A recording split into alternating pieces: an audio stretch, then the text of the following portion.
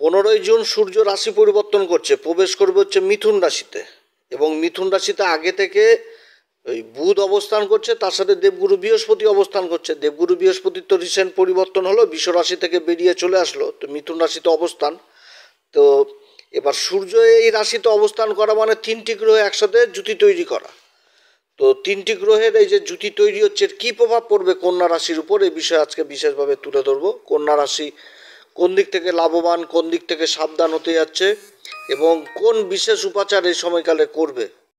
তো যাই হোক, অনুষ্ঠানটি শুরু করার আগে সমস্ত দর্শক বন্ধুদের নমস্কার জানাচ্ছি এবং তার সাথে বলবো, যারা বহুদিন ধরে আমাদের অনুষ্ঠান দেখছেন এখনও পর্যন্ত সাবস্ক্রাইব করেননি অবশ্যই করবেন।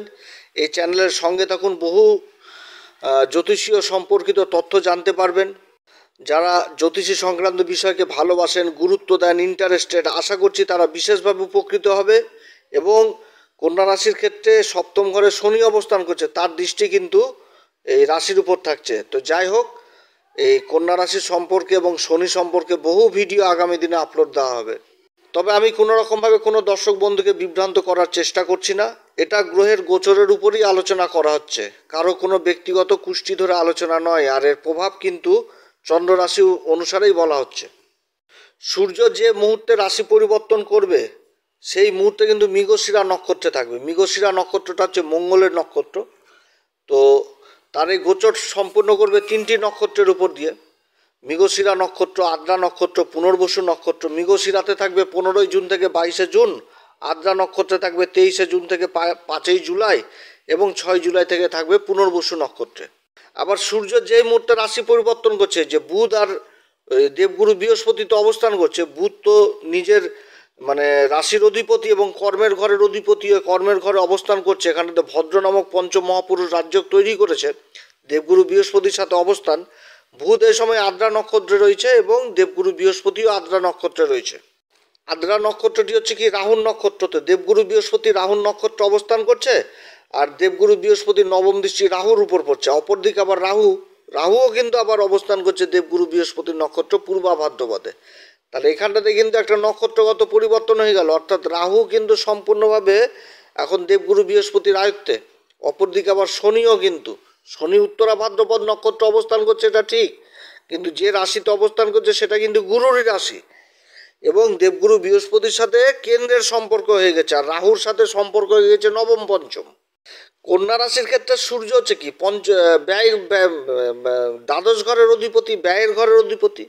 তো দ্বাদশ ঘর থেকে তো শুধু ব্যয় জিনিস দেখা হয় না, ইনভেস্ট জিনিস দেখা হয়, বিদেশ সংক্রান্ত কাজ দেখা হয়, শয্যাসুখ দেখা হয়, মেডিকেল জিনিস দেখা হয়, সোশ্যাল কাজগুলো দেখা হয়, আধ্যাত্মিক জিনিসগুলো দেখা হয়।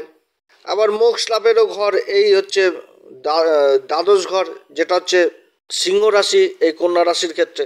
তো একসাথে 3টি গ্রহের অবস্থান এই দশম ঘরে এবং তাদের মিলিত জুতির দৃষ্টি পড়ছে আবার সুখের ঘরে। সুখের ঘরটা হচ্ছে কি ধনু রাশি, অর্থাৎ এখানটাতে প্লাস পয়েন্ট আছে যে দেবগুরু বৃহস্পতি তার মূল ত্রিকোণ রাশিকে দেখছে কর্মের ঘরে অবস্থান করে, এবং তার সাথে সূর্য রয়েছে, তার সাথে বুধ রয়েছে। এটা একটা খুব ভালো রাজ্য এই সময়কালে এই কন্যা রাশির ক্ষেত্রে। কারণ সূর্যের সাথে রাশির অধিপতি বুধের যে জুতিটা তৈরি হচ্ছে, এখানটাতে তৈরি হয়ে গেল হচ্ছে কি বুধাদিত্য রাজযোগ। বুধাদিত্য রাজযোগের ফলে কি হচ্ছে, এটা রাজযোগ হয়ে গেল। তো বুধাদিত্য যোগ না, বুধাদিত্য রাজযোগ হয়ে গেল। ভদ্র নামক পঞ্চম মহাপুরুষ রাজযোগ তৈরি হয়েছে, বুধাদিত্য রাজযোগ তৈরি হয়েছে। তো বুধাদিত্য রাজযোগ আর ভদ্র নামক পঞ্চম মহাপুরুষ রাজযোগ এটা খুবই ভালো, সফলতার দুয়ার এক কথায় বলতে গেলে। তার সাথে দেবগুরু বৃহস্পতির সাথে বুধেরও একটা প্রভাব থাকছে, আর দেবগুরু বৃহস্পতির সাথে সূর্যেরও একটা প্রভাব থাকছে। খুবই খুবই খুবই ভালো সময় কন্যা রাশির জন্য কর্মের দিক থেকে। আবার কন্যা রাশির ক্ষেত্রে শুক্র কিন্তু অবস্থান করছে অষ্টম ঘরে এবং নিজের রাশিকে দেখছে, সেটা হচ্ছে কি দ্বিতীয় ঘর, যেটা হচ্ছে মূল ত্রিকোণ রাশি তুলা রাশিকে দেখছে। অর্থাৎ আনএক্সপেক্টেড অর্থ এই সমস্ত কিন্তু এই সময়কালে পাওয়ার প্রবল সম্ভাবনা থাকছে। তারপর আবার শুক্র রাশি পরিবর্তন করে নেবে, 28 তারিখে চলে আসবে একদম বৃষ রাশিতে, ভাগ্যের ঘরে অবস্থান করবে। তো এই পরিবর্তনগুলো যথেষ্ট ভালো পরিবর্তন। তবে কন্যা রাশির ক্ষেত্রে মঙ্গল আর ওই কেতু যে অবস্থান করছে এই সূর্যের রাশিতে, সিংহ রাশিতে দ্বাদশ ঘরে, এই জায়গাটা কিছুটা একটু ডিস্টার্ব করবে কন্যা রাশিকে। তবে যে সব দিক থেকে যে কেতু আর মঙ্গল দিয়ে গোটা কুষ্টিটা বিচার হবে সেটাও তো না। মেন খেলাটা খেলবে এই 3টি গ্রহ কর্মের ঘরে। কর্মের যদি উন্নতি হয়, কর্মক্ষেত্রে যদি স্বাভাবিক উন্নতি হয়, তাহলে তার কোনো কিছুর প্রয়োজন হয় না। কর্মের দিক থেকে তো সাপোর্ট পাচ্ছে। সব থেকে ভালো এই সময়কাল হতে যাচ্ছে এই কন্যা রাশির। ভদ্র পঞ্চমহাপুরুষ, তারপরে বুধাদিত্য যোগ, তারপরে দেবগুরু বৃহস্পতির যে অবস্থান, দেবগুরু বৃহস্পতি এই কন্যা রাশির ক্ষেত্রে সুখের ঘরের অধিপতি এবং সপ্তম ঘরের অধিপতি। এই দুটি ঘরের অধিপতি হয়ে রাশির অধিপতির সাথে কর্মের ঘরে অবস্থান করছে। কত সুন্দর প্লেস। সত্যি কথা বলতে যে গ্রহের মানচিত্র বর্তমানে তৈরি হয়েছে কন্যা রাশির ক্ষেত্রে, সমস্ত দিক থেকে উন্নতির যোগ। 15ই জুন থেকে 22শে জুন পর্যন্ত মৃগশিরা নক্ষত্র অবস্থান করবে, মঙ্গলের নক্ষত্র। মৃগশিরা নক্ষত্রের যে জ্যোতিষশাস্ত্রের সিম্বল, সেই সিম্বলটা কি? হরিণের মাথা, তার উপর দুটি সিং, অর্থাৎ একটা হরিণকে বোঝাচ্ছে। তাহলে হরিণ যেরকম বনের শোভা পায়, তাহলে কর্মক্ষেত্রে সূর্যের এই অবস্থান, যারা সরকারি কাজ করছেন বা বেসরকারি কাজের সাথে যুক্ত রয়েছেন, তাদের কর্মক্ষেত্রে একটা সুনাম বৃদ্ধি হবে, প্রতিভা জিনিসটা উঠে আসবে, লোক পরিচিতি যথেষ্ট বৃদ্ধি পাবে, স্ট্যাটাসটা যথেষ্ট চেঞ্জ হয়ে যাবে। সাথে রাশির অধিপতি রয়েছে। আবার হরিণ হচ্ছে কি দুরন্ত গতিবেগ, হরিণ কিন্তু প্রচণ্ড দুরন্ত গতিবেগে ছোটাছুটি করে। তাহলে এই জায়গাটা উঠে আসছে যে কর্মক্ষেত্রে যে গতিটা পাচ্ছিল না, যেটা হচ্ছিল না চট করে, তাতে গতি চলে আসা, প্রচণ্ড গতি চলে আসা, এই কাজগুলো হবে। বিদেশ সংক্রান্ত কাজগুলো যথেষ্ট ভালো হবে। যারা বিদেশে যাওয়ার চেষ্টা করছেন, কোনো সরকারি কাগজপত্রের অভাব ছিল, সেই কাজগুলো যথেষ্ট দুর্দান্ত গতিতে এগোবে। বা বিদেশ সংক্রান্ত কোনো কাজ, যে কোনো বাইরের প্রজেক্ট বা বাইরের কোনো কোম্পানিতে কাজের অফার, বা কোনো কাজের একটা প্রমোশন লেটার আটকে পড়ে রয়েছে, কল লেটার আটকে পড়ে রয়েছে, এই কাজগুলো যথেষ্ট ভালো হবে এই সময় এই কন্যা রাশির। আবার এই মৃগশিরা নক্ষত্র যেটা হরিণ, তো হরিণের নাভিতেই তো কস্তুরী থাকে, যার গন্ধে কিন্তু হরিণও ছোটাছুটি করে যে কোথা থেকে এই গন্ধ আসছে। এই যে একটা খোঁজ, এই যে একটা গোয়েন্দাগিরি, এই একটা গবেষণা, একটা খোঁজ প্রকৃতি, এই সমস্ত কাজের সাথে যারা যুক্ত রয়েছেন তারা বিশেষ প্রভাবিত হবে এই সময়। যারা সরকারের দিক থেকে এই সমস্ত কাজের সাথে যুক্ত রয়েছেন, যারা গোয়েন্দাগিরি কাজের সাথে যুক্ত রয়েছেন বা রিসার্চ জাতীয় বিদ্যার সাথে যুক্ত রয়েছেন, তাদের কর্মসূত্রে আবার বিদেশ যাত্রা হবে। তবে মৃগশিরা নক্ষত্রের সব দিকেই ভালো থাকে, কিন্তু এই মৃগশিরা নক্ষত্রের সব থেকে বাজে জিনিস হচ্ছে যে বিশ্বাসঘাতকতা। নিজের লোক দ্বারাও বিশ্বাসঘাতকতা হয়, আবার বাইরের লোক দ্বারাও বিশ্বাসঘাতকতা হয়। অর্থাৎ বিশ্বাস জিনিসটাকে করা যাবে না। এই যে সূর্য এই নক্ষত্র অবস্থান করছে, এই সময় কর্মস্থলে কাউকে বিশ্বাস করা যাবে না। বিশ্বাস করতে গেলেই কিন্তু ওই হরিণের মতন অবস্থা হয়ে যাবে। অতএব বিশ্বাসটা কিন্তু দূরে, নিজের কাজকে নিজেই করতে হবে। কাগজপত্র যেখানটাতে নিজের হাত দিয়ে কোনো কাগজপত্র জমা দেওয়ার ব্যাপার চলছে, সেই কাজটা নিজেকেই করতে হবে। যে কারোর ভরসায় রেখে দিলাম, সবার লাস্টে এসে হাত তুলে দিবে। আবার কি কারোর অথরাইজ জিনিসও নেওয়া যাবে না, যে কারোর অথরাইজ নিয়ে নিলাম, তার আমি দায়িত্ব নিয়ে নিলাম, সেটা করলেও কিন্তু ধোঁকাবাজির শিকার হবে। তো যাই হোক, এরপরে 23শে জুন থেকে একদম জুলাই মাসের 5 তারিখ পর্যন্ত আদ্রা নক্ষত্র অবস্থান করবে। আর এর মধ্যে আবার রাশির অধিপতি বুধের পরিবর্তন হয়ে যাবে। কন্যা রাশির অধিপতি বুধ তখন লাভের ঘরে যে অবস্থান করবে, আবার অপরদিকে শুক্রও কিন্তু রাশি পরিবর্তন করে নেবে, চলে আসবে বৃষ রাশিতে ভাগ্যের ঘরে। আবার অপরদিকে এই যে মঙ্গল অবস্থান করছে দ্বাদশ ঘরে, যে সিংহ রাশিতে অবস্থান করছে, মঙ্গলও কিন্তু আবার নক্ষত্র পরিবর্তন করে নেবে। তখন মঙ্গল চলে আসবে পূর্বা ফাল্গুনী নক্ষত্রে, শুক্রের নক্ষত্রে অবস্থান করবে। তবে আদ্রা নক্ষত্রে যে সূর্য অবস্থান করছে, তখন কিন্তু দেবগুরু বৃহস্পতিও কিন্তু আদ্রা নক্ষত্রে থাকছে। তা আদ্রা নক্ষত্রের এলিমেন্টটা কি? আদ্রা নক্ষত্রের এলিমেন্ট হচ্ছে জল। তো সূর্য অবস্থান করবে, সূর্যের এলিমেন্ট, সূর্য হচ্ছে কি অগ্নিতত্ত্ব, কর্মের ঘরে অবস্থান করছে। আর দেবগুরু বৃহস্পতিও কিন্তু এই নিজের ঘরে বলছে আদ্রা নক্ষত্র অবস্থান করছে। আদ্রা নক্ষত্রের আমাদের জ্যোতিষশাস্ত্রের সিম্বল হচ্ছে চোখের জল। তো চোখের জল আনন্দেও আসে, আবার দুঃখেও আসে, এবং চোখের জলের যে ড্রপটা, সেটা হীরার সাথে তুলনা করা হয়েছে। এবার দেবগুরু বৃহস্পতি আর সূর্য কর্মের ঘরে অবস্থান করছে, তাহলে কর্মক্ষেত্রে প্রথমে কষ্ট, তারপরে সুখ লাভ, এবং তারপরে কিন্তু সফলতা, বিশাল সফলতা, সেই জিনিসটা বুঝাচ্ছে। কয়লার খনিতেই তো হীরা পাওয়া যায়, আর হীরা তো এক চোপে কয়লা থেকে বেরোয় না।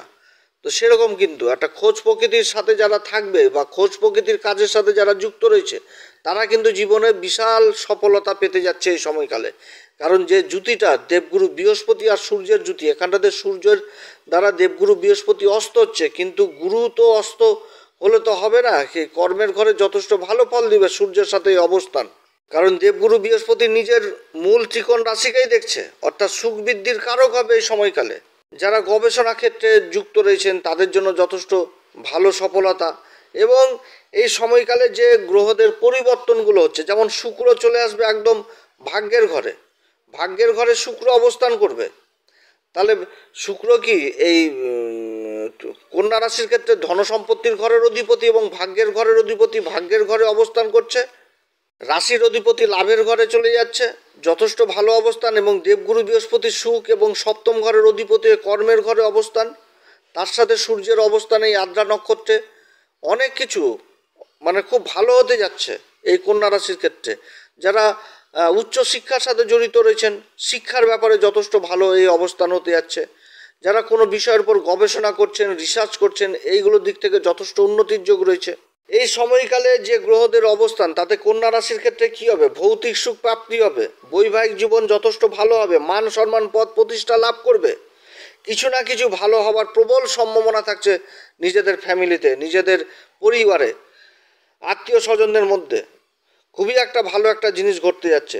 ভালোবাসার জীবন খুবই ভালো হবে, ভৌতিক সুখ প্রাপ্তি করবে।